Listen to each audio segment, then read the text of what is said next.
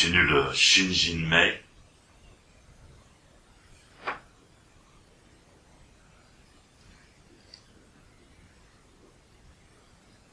« 37e et 38e poème. Si nous haïssons les 6 souillures,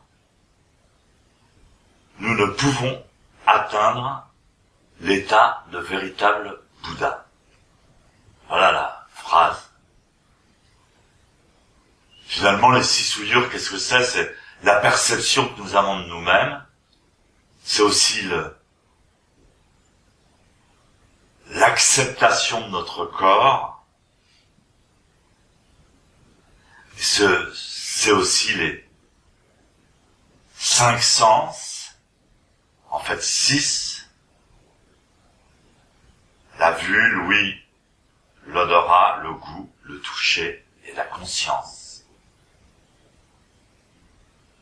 La majeure partie des personnes qui vous parlent de la méditation, on imagine la méditation avec une petite musique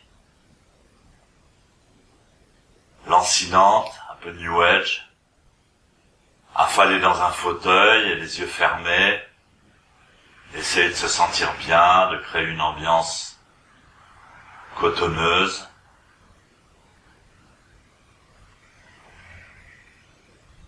D'oublier son corps, d'oublier ses soucis,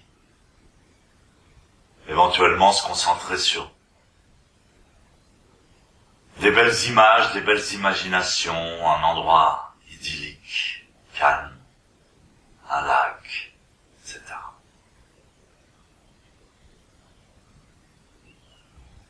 Dans le zazen, au contraire, on met quasiment en premier ce que nous sommes, ce que notre entité est. On met ça en premier devant nous. On rentre dedans, on l'assume.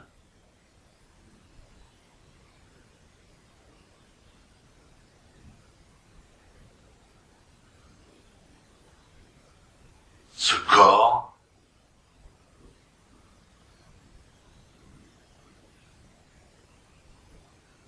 ce fardeau que nous sommes d'une certaine manière.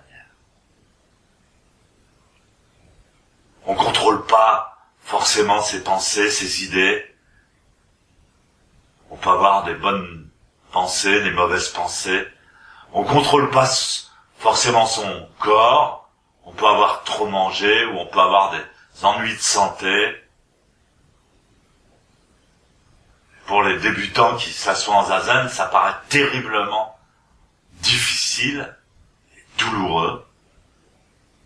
Et au contraire, on a l'impression que ce corps, c'est quasiment le seul obstacle pour faire une bonne méditation bien tranquille.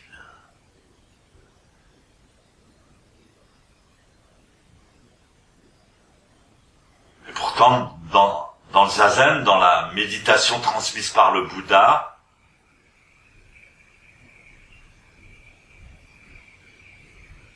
le corps est primordial. Il doit participer à 100%.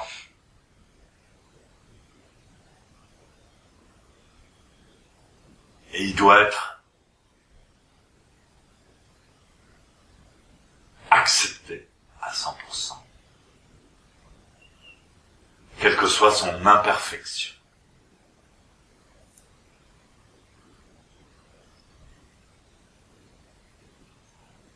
Elle doit être pratiquée au travers, à travers et avec son imperfection.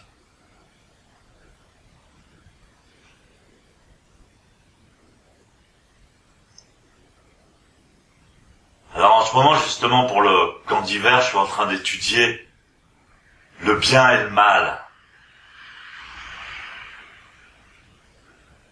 Et c'est vraiment l'enseignement donné par le Bouddha est très intéressant et très profond. Et même moi, après plus de 40 ans de pratique,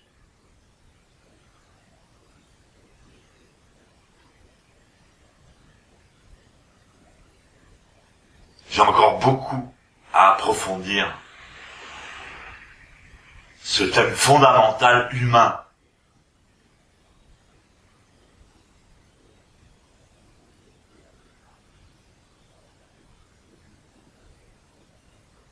Qu'est-ce que le bien, qu'est-ce que le mal?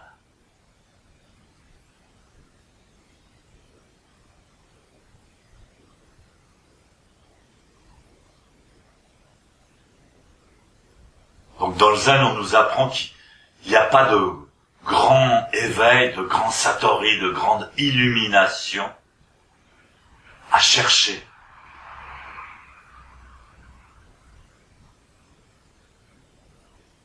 Le bien, c'est l'équilibre, l'harmonie et la participation au mouvement cosmique fondamental. C'est tout. Mais si l'homme commence à prétendre faire quelque chose de bien, alors là, commence un grave problème qui traumatise l'humanité depuis des milliers d'années. Ça, c'est quelque chose qui est très intéressant. Alors quand on regarde, quand on nous enseigne dans le zen sur le bien et le mal, on dit, il y a obscurité et lumière sont interdépendants. Dans certains sutras, on dit, un pas en avant dépend d'un pas en arrière. L'obscurité et la lumière sont interdépendants, sont en relation l'un avec l'autre, en complémentarité l'un avec l'autre. Et l'un ne va pas sans l'autre. Il y a un poème qui dit aussi, à minuit la vraie lumière, l'aube n'est pas claire.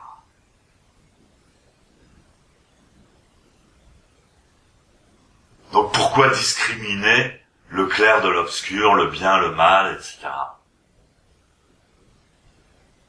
Et malgré tout, l'enseignement fondamental du Bouddha, c'est éviter le mal et pratiquer le bien. Donc tout ça, c'est quand on l'approfondit, quand on le pratique avec son corps, quand on l'expérimente profondément, est très, je dirais même plus qu'intéressant, précieux pour l'humanité. Parce que tout le monde, dans cette humanité, même les pires, même ceux qui sont sataniques, c'est-à-dire qui au contraire, se concentrent à faire du mal, par exemple, ils sont dans la même recherche que ceux qui cherchent à faire du bien. Quand on voit certaines religions où le bien est tellement intransigeant qu'on devient des démons, qu'on l'exprime avec une violence incroyable, comme ça s'est passé dans le christianisme ou dans l'islam. Donc cette phrase du Shijinmei est surprenante pour quelqu'un qui ne connaît rien au zen. Si nous haïssons, disons, le mal, ce qui fait mal, ce qui fait souffrir, nous ne pouvons atteindre l'état de véritable Bouddha. Alors là, franchement. Et donc quand on pratique Zazen, la posture du Bouddha, on la pratique avec notre propre corps, notre propre matérialité, nos propres imperfections. Malgré tout, il faut toujours revenir au point important de la posture. Ne laissez pas tomber la tête vers l'avant, n'entretenez pas des défauts, des déformations dans votre posture. Il faut la corriger malgré tout. Il faut l'accepter, ne pas la haïr, mais il faut la corriger. Menton rentré, la nuque tendue, la tête droite, les épaules relâchées, la colonne bien droite, le bassin basculé, les genoux plantés dans le sol, pousser la terre avec les genoux, pousser le ciel avec la tête. Position des mains, les pouces en contact subtil l'un avec l'autre, les mains bien ouvertes contre l'abdomen, les coudes légèrement écartés du buste. Vous respirez par le nez, la bouche est fermée, la langue contre le palais.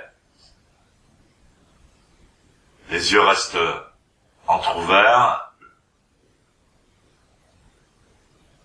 Le regard est posé à 1 mètre devant soi, disons 45 degrés, vers le sol. Vous ne fixez rien de spécial. Vous ne focalisez sur rien de spécial. Vous laissez justement les 6 sens au repos. Et c'est ça que Maître Dogen explique. Mettre l'action, mettre le désir, mettre les 6 sens au repos, c'est ça, pratiquer le bien. Retrouver l'équilibre et l'harmonie avec l'ordre cosmique. Simplement ça. Équilibre, harmonie. Donc j'ose pas appeler ça cette dynamique du zazen, mais tous les problèmes, par exemple écologiques, sont résolus par cette idée de suivre, d'harmonie et d'équilibre. Harmonie, équilibre. Tant qu'on force, tant qu'on veut mieux, tant qu'on veut être mieux que les autres, tant qu'on veut, on crée des problèmes. Il faut suivre, trouver l'équilibre et l'harmonie avec l'ordre cosmique. C'est ça le bien.